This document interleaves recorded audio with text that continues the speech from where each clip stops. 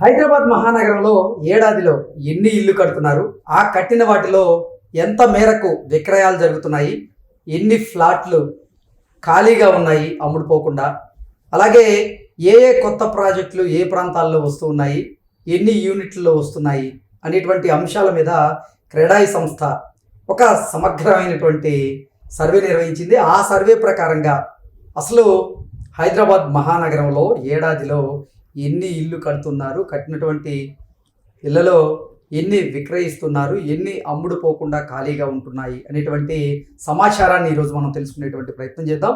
ప్రస్తుతం మనతో పాటు ఉన్నారు రియల్ ఎస్టేట్ రంగంలో 30 సంవత్సరాలకు పైగా సుదీర్ఘమైనటువంటి అనుభవం కలిగినటువంటి ప్రముఖ రియల్ ఎస్టేట్ ఎక్స్పర్ట్ నందిరామేశ్వరరావు గారు. వారితో మాట్లాడదాం. సార్ నమస్తే అండి. నమస్తే సార్, హైదరాబాద్ మహానగరంలో ఏడాదిలో ఎన్ని ఇల్లు కడుతూ ఉన్నారు, ఆ కట్టిన ఇళ్లలో ఏ మేరకు విక్రయిస్తున్నారు, ఏ మేరకు అమ్ముడుపోకుండా ఖాళీగా ఉంటున్నాయి అనేటువంటి సమాచారం తెలుసుకునేందుకు ఇప్పుడు క్రెడాయి సంస్థ ఒక సమగ్రమైనటువంటి సర్వే నిర్వహించింది. ఆ సర్వే ప్రకారంగా అసలు హైదరాబాద్లో నిజంగా ఏడాదికి అసలు ఎన్ని ఇల్లు కడుతున్నారు, ఆ కట్టిన వాటిలో ఏ మేరకు విక్రయిస్తున్నారు, ఏ మేరకు ఖాళీగా ఉన్నాయి, ఏ కొత్త ప్రాజెక్టులు వస్తూ ఉన్నాయి, ఎన్ని యూనిట్లు వస్తూ ఉన్నాయి, అసలు ఈ వివరాలు ఏంటి సార్? ఇవన్నీ నేను చెప్పాలంటే మీరు గవర్నమెంట్ నాకు ఒక పొజిషన్ ఇప్పించాలి. అప్పుడు ఆయన కనుక్కొని అది ఎన్ని రిజిస్ట్రేషన్ చెప్తాం. ఓకే, ఈ ప్రశ్న ఆన్సర్ చేయండి. బట్ నాకు తెలిసిన వరకు ఇన్ఫర్మేషన్ షేర్ చేస్తాను. జనరల్గా real estate analysis 3-4 consultancy firms ఉన్నాయి. ఓకే, అట్లానే కొన్ని రియల్ ఎస్టేట్ సంస్థలు ఉన్నాయి. నైట్ ఫ్రాంక్ అని, జేఎల్ఎల్ అని, సిపిఆర్ అని, ఇట్లా కొన్ని కంపెనీస్ ఎవ్రీ ఇయర్ త్రైమాసిక రిజల్ట్స్ కూడా ఇస్తారు. Every 3 months. సో దానికి ఏమవుతుందంటే వాళ్ళు ఒక ర్యాండమ్ శాంపిల్ సైజ్ తీసుకొని మనుషులు పెట్టి సర్వే చేస్తారు ఫిజికల్గా. ఓకే, మన దగ్గర దాదాపు 100లో ఉన్నాయి రిజిస్ట్రేషన్ ఆఫీస్, ఎస్ఆర్ఓ ఆఫీస్ తెలంగాణలో. ఇట్లా హైదరాబాద్లో ప్రతి ఏరియా కూడా ఉన్నాయి. సో మీరు చూసుకుంటే మీరు గణాంకాలు మొత్తం నా దగ్గరలో కానీ నాకు తెలిసి చెప్తాను. ఈ 2024లో మొత్తం ఎంటైర్ ఇయర్లో 45,405 యూనిట్లు విక్రయాలు జరిగినాయి. ఓకే, అంటే యావరేజ్గా ప్రతి నెల చూసుకుంటే 3,500 నుండి 4,000 యూనిట్లు పర్ మంత్ యావరేజ్గా. స్పెసిఫిక్గా మీకు జనవరి 24, జనవరి 25 సంవత్సరం, జనవరి 24లో 4,454 యూనిట్లు విక్రయించారు. 38,000 కోట్లు, సుమారు 38,500 కోట్లు. అదే జనవరి 25లో జనవరి మంత్లో ఈ సంవత్సరం 4,444 యూనిట్లు విక్రయించారు. అంటే ఒక 10 యూనిట్లు తగ్గాయి, కానీ వాల్యూ పెరిగింది. అక్కడ 38,000 కోట్ల నుంచి పైకి చూసి ఇక్కడ 45,000 కోట్లు వస్తుంది. అయితే మీరు కారణం అడుగుతారు ఎందుకని. కారణం ఎందుకంటే సైజ్ ఆఫ్ ది యూనిట్, అంటే కస్టమర్ తాలూకా ట్రెండ్ మారింది.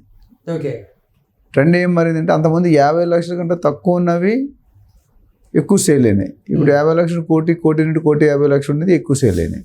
అందుకని యూనిట్స్ అంతే ఉన్నా వాల్యూ 7,000, 20% దాకా వాల్యూలు పెరిగాయి. ఇది ఫిగర్స్.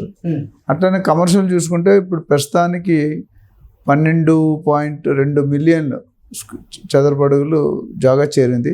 ఇంకొక 8.29 మిలియన్స్ కన్స్ట్రక్షన్ అండర్ ప్రాసెస్లో ఉంది. అయితే కంపేర్ టు లాస్ట్ ఇయర్లో మాత్రం 2023-24లో పోలిస్తే ఈ కమర్షియల్ సెగ్మెంట్ బాగా దూకుడుగా పెరిగింది. ఎందుకంటే అంతకుముందు కరోనా వల్ల ఆఫీసులు అన్నీ మూసేయడం, వర్క్ ఫ్రమ్ హోమ్. ఇప్పుడు ఆ వర్క్ ఫ్రమ్ హోమ్ ట్రంప్ అయితే అసలు మొత్తం తీసేశాడు. వర్క్ ఫ్రమ్ హోమ్ అయితే మీరు రిజైన్ చేయండి అని చెప్పాడు. వాళ్ళకి బైఅవుట్ పీరియడ్ ఇచ్చండి, 8 నెలలు శాలరీ ఇస్తే మీరు రిజైన్ చేయండి అన్నాడు గవర్నమెంట్ కంపెనీని. సో అంటే వర్క్ ఫ్రమ్ హోమ్ ఉన్నప్పుడు కొద్దిగా ఆఫీసులు కొద్ది తగ్గాయి. అంటే కొద్దిగా అందరూ తీసుకోవట్లేదు, కరోనా ఎఫెక్ట్ అవుతుందని. కరోనా అయిపోయి 2-3 సంవత్సరాలు అయింది. 2021లో అయిపోయింది, 2022-23లో కొద్దిగా బాగా, 24లో బాగా పికప్ అయ్యి almost 75-80% work from home option తీసి ఆఫీసులు రమ్మన్నారు. ఇప్పుడు అసలు ఈ క్రెడాయి అనేటువంటి సంస్థ ఏదైతే ఉందో అది ఏ ప్రాతిపదికన సమగ్ర సర్వే నిర్వహించింది?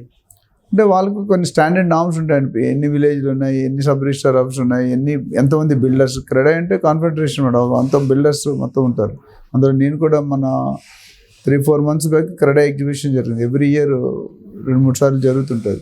అందులో ఏం చేస్తారంటే మొత్తం అక్కడ టాప్ బిల్డర్స్ అందరూ కూడా అక్కడ షోకేస్ చేసుకుంటారు ప్రొడక్ట్ స్టాల్స్ తీసుకొని. 1000 మంది వస్తారు. 2-3 రోజులు జరుగుతుంది. సండే సాటర్డే, ఫ్రైడే సాటర్డే అని. కనీసం ఎవ్రీడే వేలల్లో వస్తారు. అంతా అంటే ఇల్లులు కొనుక్కునే వాళ్ళు, ప్రాపర్టీ కొనుక్కునే వాళ్ళు, ప్లాట్లు కొనుక్కునే వాళ్ళు, విల్లాలు కొనుక్కునే వాళ్ళు అందరూ కూడా ఆల్ సూపర్వైజర్లు అంటే మనం ఒక్కొక్క ప్రాజెక్ట్ చూడంటే చాలా టైం పడుతుంది. అన్ని ప్రాజెక్టులు ఒక దగ్గర ఉంటాయి. సూపర్వైజర్ కాన్సెప్ట్ ఏంటి? సూపర్వైజర్లు అంతకుముందు మనం బట్టలు కావాలంటే వేరే దగ్గరికి వెళ్ళాం, కూరగాయలు కావాలంటే వేరే దగ్గరికి వెళ్ళాం, ప్లాస్టిక్ కావాలంటే ఇప్పుడు అన్నీ ఒక దగ్గర డిమార్టో లేదా సూపర్వైజర్కి వెళ్ళారనుకోండి అన్నీ అక్కడ ఉంటాయి. ఏంటి ఈ క్రెడాయి సంస్థ ఇప్పుడు హైదరాబాద్ నగరాన్ని 4 భాగాలుగా విభజించి ఈ సమగ్ర సర్వే చేపట్టారా, లేకపోతే అసలు ఏ చొప్పున అంటే ఏ ప్రాతిపదికన ఈ సమగ్ర సర్వే? అంటే వీళ్ళు ఒక్కొక్కసారి ఒక్కొక్క ఫేజ్ ఇస్తారండి. ఈసారి ఇచ్చిన మనం చెప్పిన ఈ ఫిగర్స్ ఏవైతే ఉన్నాయో నైరుతి, వాయు, ఆగ్నేయం ఇట్లా 3-4 ఈశాన్యం ఈ 4 డైరెక్షన్లో తీసుకున్నారు. తీసుకొని ట్రెండ్ ఎట్లా ఉంది, జంప్ ఎట్లా ఉంది, కొన్ని ఏరియాలో 7% ఉంది, కొన్ని ఏరియాలో 20% ఉంది, కొన్ని ఏరియాలో అంటే గత సంవత్సరంతో పోలిస్తే ఈ సంవత్సరం ఇప్పుడు కూడా 1 year బ్యాక్ ఉంది. ఇప్పుడు ఫస్ట్ త్రైమాసికం అంటే ఉంది, సెకండ్ 3 months త్రైమాసికం అంటే రిపోర్ట్స్ ఇస్తుంటారు అనమాట. Every 3 months report, every 3 months report ఇస్తారు. అందులో కొన్ని గణాంకాలు వాళ్ళకి ఓన్ మెథడ్స్ ఉంటాయి, రీసెర్చ్ మెథడ్స్ ఉంటాయి. రిసెర్చ్లో తీసుకొని కనుక్కుంటారు అనమాట. రీసెర్చ్కి వెళ్ళినప్పుడు ఏమవుతుందంటే వాళ్ళకు టీమ్ ఆఫ్ పీపుల్ ఉంటారు. ఆ టీం ఎవ్రీ ఏరియా సర్వే చేస్తారు ఫిజికల్గా. Every sub registrar office detail తీసుకుంటారు. మీకు వెబ్సైట్లో కూడా రికార్డ్స్లో ఉంటాయి ఏ రిజిస్ట్రేషన్లో ఎన్ని అవుతున్నాయి. అంతా గవర్నమెంట్ కూడా వైట్ పేపర్ అంటే క్లియర్గా పెడుతున్నారు. సో దాన్ని బట్టి వాళ్ళ రూల్ ఏంటంటే మార్కెట్ పెరుగుతుందా, మార్కెట్ తగ్గుతుందా, పెరిగితే ఏ ఏరియాలో పెరుగుతుంది, తగ్గితే ఏ ఏరియాలో తగ్గుతుంది, రేట్లు ఎలాగమ్మారు, అప్పుడు ఎలాగన్నారు, ఇప్పుడు ఎలా అమ్ముతారు, ఫ్యూచర్లో ఎప్పుడు అమ్ముతారు, అన్నీ ఒక అజంప్షన్ అండ్ ప్రిజంప్షన్ అంటే ఒక 1-2% ఇటు తేడా ఉండొచ్చు. బట్ వాళ్ళు కూడా ఫేక్ ఫిగర్స్ ఎవరు. అయితే కొన్ని కన్సల్టెన్సీ ఇప్పుడు సిఆర్ఈ మ్యాట్రిక్స్ అని మన క్రెడైలో వాళ్ళు రిపోర్ట్ ప్రజెంట్ చేశారు. ఇప్పుడు మన క్రెడై వాళ్ళతో అనుసంధానంతో వాళ్ళతో కలిసి చేస్తున్నారు. వాళ్ళు రీసెర్చ్ స్పెషలిస్ట్ వాళ్ళు. సిఆర్ఈ మ్యాట్రిక్స్ అనేది ప్యూర్లీ రీసెర్చ్. అంటే సిఆర్ఈ మ్యాట్రిక్స్ అలాగే ఈ క్రెడై రెండు సంయుక్తంగా నిర్వహించినటువంటి ఇప్పుడు వచ్చింది. లాస్ట్ ఇయర్ బ్రాండింగ్ క్రెడై అయినప్పుడు వీళ్ళిద్దరు మాట్లాడారు, అక్కడ నుండి వీళ్ళిద్దరు టైఅప్ అయ్యారు. అట్లా చాలా సంస్థలు ఉన్నాయి, కానీ ఈ సంస్థతో ఉన్న దాంట్లో ఇది బెటర్ అనుకుని ఈ సంస్థతో టైఅప్ అయ్యారు. సో టైప్ అయ్యి దాని మీద ఎవ్రీ 3 months రిపోర్ట్ ఇస్తున్నారు. ఇప్పుడు ఇది 2వ రిపోర్ట్ అనుకుంటారు. లాస్ట్ ఇయర్ కూడా ఒక రిపోర్ట్ ఇచ్చారు, ఈ ఇయర్ ఒక రిపోర్ట్ ఇచ్చారు. సో ఎవ్రీ 3 months ముందే సర్వే చేసుకుని 3 months అయిపోయాక సపోజ్ జనవరి, ఫిబ్రవరి, మార్చ్ ఈ 3 నెలలు ఏప్రిల్, మేలో డిక్లేర్ చేస్తారు. చేసినప్పుడు అక్కడ మనకి ఏం తెలుస్తుంది అంటే యూనిట్ వాల్యూ ఎంత, ఏ రేటు ఎక్కువ వెళ్ళాయి. అంటే గతంలో కూడా క్రెడై సమగ్ర సర్వే చేసింది కదా, అప్పుడుతో పోలిస్తే ఇప్పుడు యూనిట్ వాల్యూ పెరిగినట్టేనా?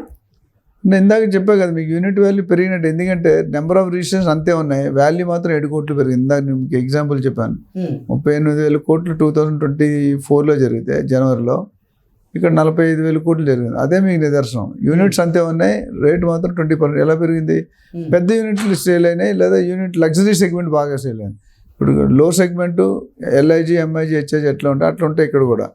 50 లక్షలు బిలో ఒకటి 52 కోటికి వేరు, కోటి నుండి 2 కోట్లు వేరు. సో ఫస్ట్ సెగ్మెంట్ 2024లో ఎక్కువ సేల్ అయినాయి. ఇక్కడికి వచ్చేసరికి second segment, third segment sale. అందువల్ల యూనిట్లు అంతే ఉన్నాయి, వాల్యూ మాత్రం మారింది. సో నాకు తెలిసి ట్రెండ్ అనాలిసిస్ ఎక్కడైనా పెరగడం కానీ తగ్గడం అనేది ఎక్కడా లేదు. ఇంకోటి అడిగారు మీరు అవైలబిలిటీ అని, సేల్ అయింది చెప్పాను. దాదాపు 1 lakh యూనిట్స్ పైన ఉన్నాయి. బట్ అది ఉండాలి, ఎప్పుడు కూడా స్టాక్ ఉండాలి కదా. కొనుక్కునే వాళ్ళు రోజు పెరుగుతున్నారు కానీ తగ్గట్లేదు. నీకు పెళ్ళి అయితే భార్య, పిల్లలు, జాబు. ఇప్పుడు బయట నుండి వలసలు ఎక్కువ ఉన్నాయి హైదరాబాద్కి ఉన్న వలసలు వేరే దానికి ఉండవు. ఎందుకంటే హైదరాబాద్ బ్యూటిఫుల్ ప్లేస్. మీరు పబ్లిక్ అందరూ కూడా హైదరాబాద్ అనేది ఒక బ్రాండ్ ఉంది. సో హైదరాబాద్ అంటే అందరికీ ఇష్టం. అన్ని జాతులు, అన్ని సెగ్మెంట్లు, అన్ని రంగాలు, అన్ని లాంగ్వేజ్ అందరూ బతుకుతారు. ఇప్పుడు తమిళనాడు వెళ్ళనుకోండి, యూపీ వెళ్తే మనం బతకలేం, ఎందుకంటే వాళ్ళు తెలుగు మాట్లాడు. ఇక్కడ తెలుగు, హిందీ, ఇంగ్లీష్, ఉర్దూ అన్నీ కొడతారు. సో కల్చర్ ఫ్రెండ్లీ నేచర్ ఉంటారు పీపుల్.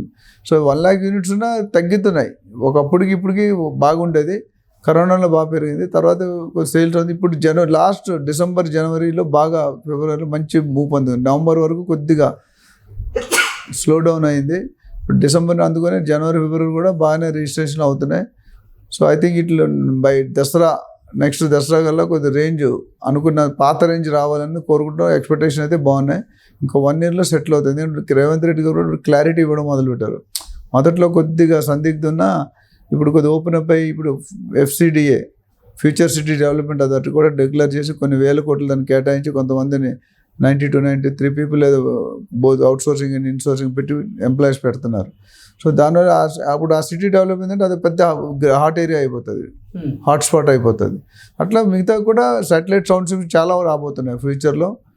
ఈ నెక్స్ట్ 4-5 yearsలో ఐ థింక్ ఓఆర్ఆర్ RRR చుట్టూ కూడా ఓఆర్ఆర్ వరకు అయితే మనకు ఖాళీ లేదు. ఇప్పుడు RRR దగ్గరికి వెళ్ళిపోతున్నారు జనం 70-80-90 కిలోమీటర్లు. ఆ RRR కూడా అలైన్మెంట్ చేసి కొన్ని పాయింట్లు పెంచారు, కొన్ని ఏరియాలో పెంచారు. మొత్తం 350-360 కిలోమీటర్ విస్తీర్ణంలో ఉంది RRR. ఓఆర్ఆర్ అనేది 165 కిలోమీటర్ విస్తీర్ణం ఉంది. ఈ ఏదైతే ఓఆర్ టు RRR గ్రోత్ ఉందో అది gold mine next real estate పెట్టుకునే వాళ్ళకి. Okay sir, thank you so much.